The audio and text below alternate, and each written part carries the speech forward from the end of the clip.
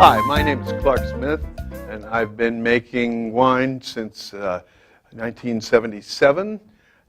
But this is one of the most interesting projects that I've ever undertaken, and since 2007 I've been the winemaker for Diamond Ridge up in Lake County, and we're just releasing these new wines under the label Two Jakes of Diamonds.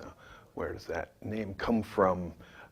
Jake Stevens and his father, he's Jake III, and his father, Jacob II, were Arizona cotton farmers back in the 90s, and they came to California and started growing grapes, found this miraculous site. It's really sort of amazingly combines all of the natural features of Lake County. Now, Lake County, the lowest point is the lake itself, which is about 1,400 feet, and this vineyard is on a peninsula right jutting out into the lake, and so it starts at 1,800 feet, goes up to about 2,400 feet, so almost half a mile in altitude, which means that the air is thinner and we get bright sunlight that brings out color and tannin, and it's on decomposed granite, sort of volcanic soil that gives the wines this intense sort of minerality. Now, the problem with Lake County is that intense sunlight has a tendency to bake off the aromas, so we get these wonderfully colored and structured wines that often are lacking in aromatics. But that's not the case at this vineyard, because at 3 o'clock in the afternoon, there's a wind that comes in off the lake and cools everything down. The breeze picks up over the lake and comes over the hill here. It's about 1.5 miles from where we're located, and begins to cool this ranch off. This morning, in fact, it was 47 degrees at 6 a.m. Oh, you're kidding. We get variations of 40 to 50 degrees daily in the summertime here. We carry our jackets in our vehicles at all times for that reason. So what you're saying is you basically have a mountain here at like 1,800 feet or so? High point here is 2,200 feet. Low point is around 1,500. Okay, but it's actually almost like a mountain shoved out into that southeast corner of the lake. Exactly. The lake actually forks on the east end down here and comes around, sweeps around on the north side and the south side of the vineyard. So, ergo, the lake effect coming in on a daily basis. Yeah, I can smell it. So that combination of intense sunlight and that cooling lake effect develops and retains incredible rich red fruit aromatics.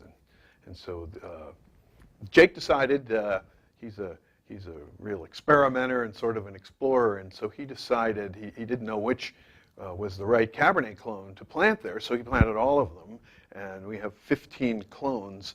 That's the largest clonal library for a commercial vineyard anywhere in the United States. And for over a decade, we've been supplying Cabernet, Merlot, Cabernet Franc, and Petite Syrah to many wineries in Napa and Sonoma, and getting a lot of awards. I wish I could tell you who the wineries were, but we've sort of been their secret weapon over the years. And so now we've decided to release our own brand, Cabernet, Merlot, Petite Syrah, and Cabernet Franc. I've been making Cabernet Franc since 1993. It's a very challenging grape. For those of you who aren't really familiar with what Cabernet Franc is, it's the father of Cabernet Sauvignon. I think of it as being sort of older and wiser. Cabernet Sauvignon can be big and well-muscled. It's sort of, sometimes they say it's like Arnold Schwarzenegger. Cabernet Franc is more like Jamie Lee Curtis. A few more, has a lot of depth, a lot more floors on the elevator. Most of the Cabernet Francs that I've made have had to be blends. First of all, Cabernet Franc is extremely vigorous, and so you have to grow it on a limiting site, and there are several ways of getting that vine to struggle If you grow on real rocky soils, you have a tendency to make a wine that's really macho and tannic and well framed, but without a lot of fruit. And so in other situations, we'll cut back the canopy and open it up and grow a lot of cover crop to compete with the vine. And then we get wines that are much more feminine, almost like Grenache with a lot of plums, but not so much structure. And so then I've been blending those wines together, and I never thought I'd find a complete Cabernet Franc in one place, and yet here it is. The unique combination of that very porous, decomposed granite volcanic soil that does force the vine to put its vigor into the root system and give us all this sort of mineral energy. And the lake effect of the vineyard being right next to Clear Lake gives us a lot of bright red fruit. So let's, as you'll see, it's a very pretty color, but not as dark as we would normally expect from a Cabernet Sauvignon. The other thing about Cabernet Franc is it takes a long time to age. And so this is a 2011, and it's got decades to go. But it's already giving us this bright, I call it a white cherry sort of aroma. And then there's a little bit of sage, because it's very dry up there, and so we get a little of the sort of droughty herbs that are around there. No bell pepper, though. That bright, intense sunlight keeps us from getting vegetal aromas, but we do get the Cabernet Franc characteristic herbal aromas, sage or maybe rosemary. And then there's just a beginning emerging bouquet. It's very hard to describe. It's very sexy, a little bit like aged Romano cheese or truffle or something like that. Maybe an umami kind of character. And then what really characterizes Cabernet Franc in general, and this one in particular, is the incredible energy that's in the mouth. This is a terrific wine for fruit preparations like pork and cherries or duck à l'orange. I love it with barbecued duck breast. And then that mineral energy is also associated with age worthiness, and so that wine's going to last for a good 10 or 15 years in a decent cellar.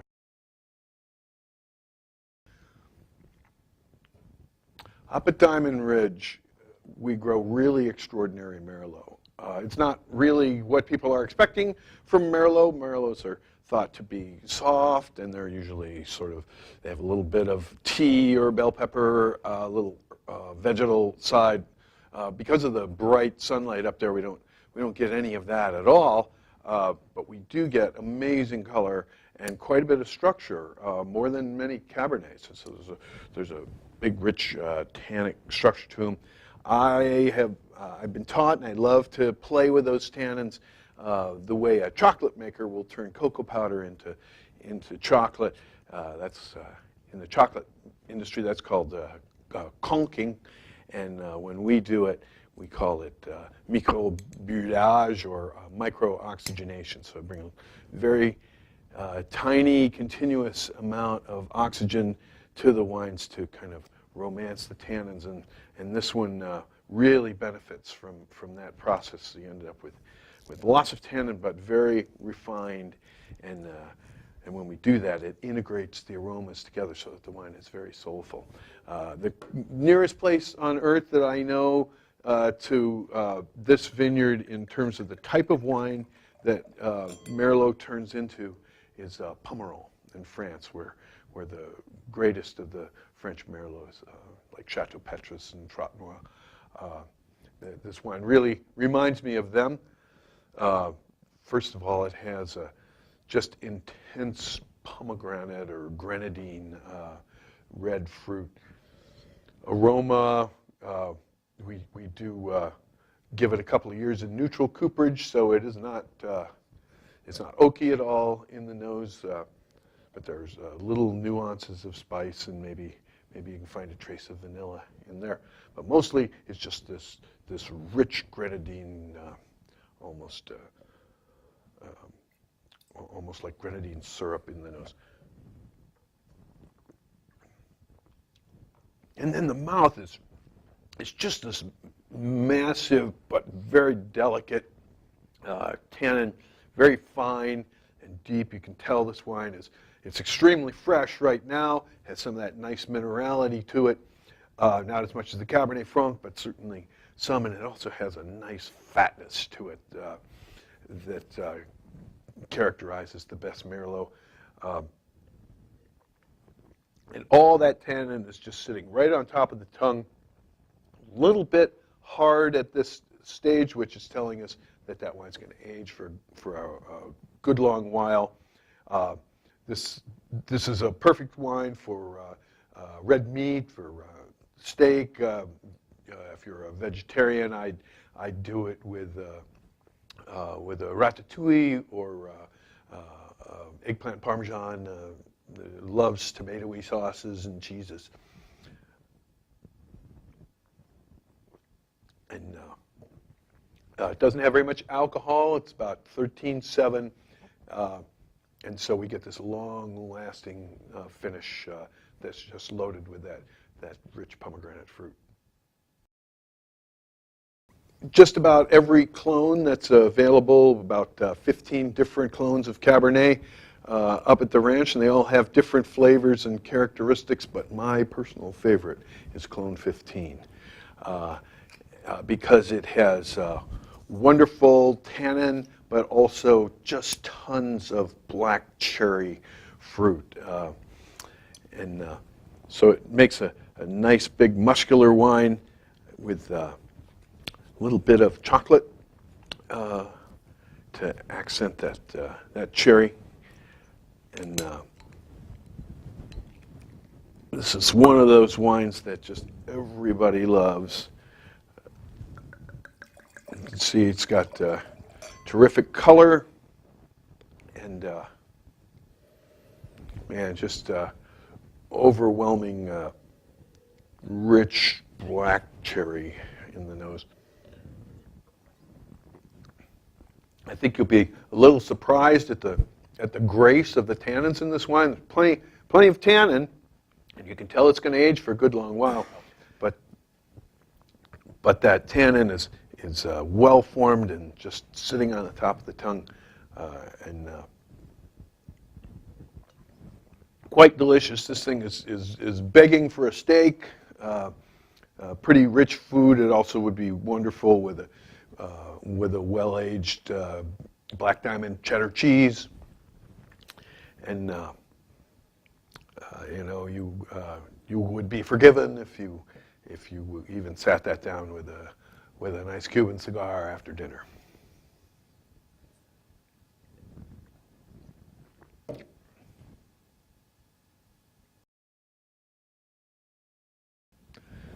Now, as much as I love making Bordeaux varieties off Diamond Ridge vineyards, sometimes we just look at each other and Jake and I just say, maybe we ought to just tear it all out and just grow Petite Syrah. This is probably the best place on the planet to grow Petite Syrah. Petite Syrah is a challenging grape for a number of reasons. It comes from France, but it doesn't do very well in France because it's too much rain there. And Petite Syrah, the clusters look like a hand grenade. They're very, very tight, and they're thin-skinned, and so the stuff will rot very easily. But we don't have that problem up in Diamond Ridge, partly because we have such great air movement, and partly because of the intense UV from the nice direct sunlight up there. And so we get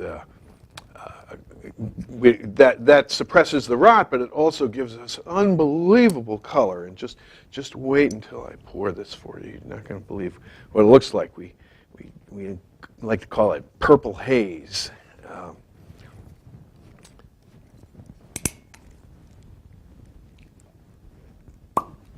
Okay, now look at this. It's just about the richest red wine you can imagine. Now, you can grow wonderfully colored Petite Syrah all over Lake County, and people do. But the thing that's special about this one is that we're right next to the lake, and so those fruity and flowery aromas that are created by that direct sunlight don't burn off because they're all retained by that cooling lake effect. And so when you put your nose in here, you get there's three things. You have, again, that little sage or rosemary that comes from the surrounding vegetation is just there, but right up front, it's just packed with blueberries. And then the way you can tell that it's a cool site is that on top of the blueberries is this, I don't know, it's both intense and delicate at the same time, but there's this lavender florality to the wine that just makes it extremely sexy. Now, that color is related to the fineness of the tannins. When tannins get coarse and harsh, and that's a big problem with Petite Syrah, they form long chains which interact with our salivary protein and make a harsh, coarse, grainy sort of tannin. And a lot of Petite Syrahs are just sort of hard to drink because of that. But the anthocyanin pigments, the color molecules, can't polymerize, and so they're like the bookends on the polymer, and the more color we have, the shorter the chains are. And this thing has the most amazing, fine, silky, feminine tannin that you can imagine. You know, that tannin is like oil. It's just very rich and dense and plush, and very feminine, and so there's no harshness to the wine. And then all that intense blueberry is sitting right on top of that tannin, and the tannin supporting those flavors instead of getting in the way of them.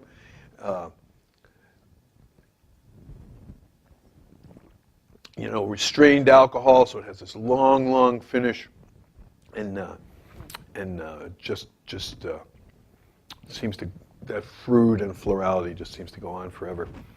So this is the wine you want.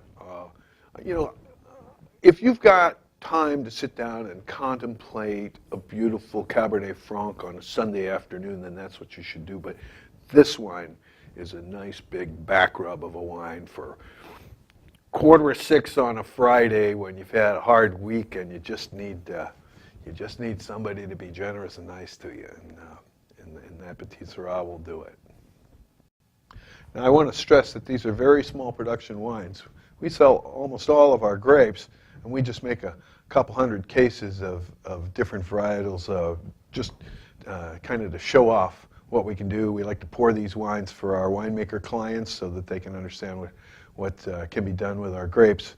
And you're certainly not going to find them in Safeway or any kind of national distribution because we're so tiny, and so we just sell everything direct to the consumer, and just really mostly make them for bragging rights.